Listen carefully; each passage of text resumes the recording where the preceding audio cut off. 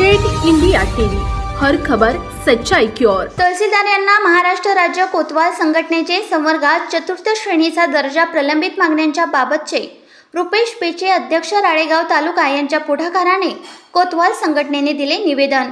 राळेगाव येथे दिनांक 23 सप्टेंबर रोजी महाराष्ट्र राज्य कोतवाल संघटनेच्या वतीने कोतवाल संवर्गात चतुर्थ श्रेणीचा दर्जा व इतर प्रलंबित मागण्याबाबतचे तहसीलदारांना निवेदन दिलेले आहे।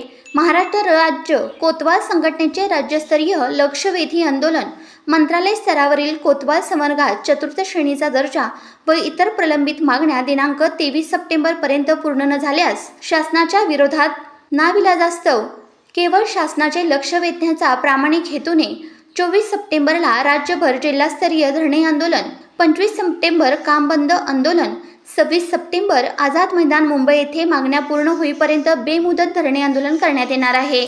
या धरणे आंदोलनामध्ये यवतमाळ जिल्हा कोतवाल संघटना सहभागी होणार असल्याने राळेगाव तालुक्यातील कोतवाल कर्मचारी सहभागी होणार आहेत।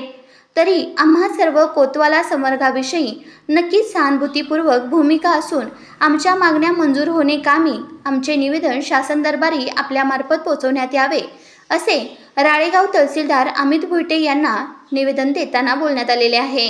यवतमाळ जिल्हा प्रतिनिधी विनोद माहुरे।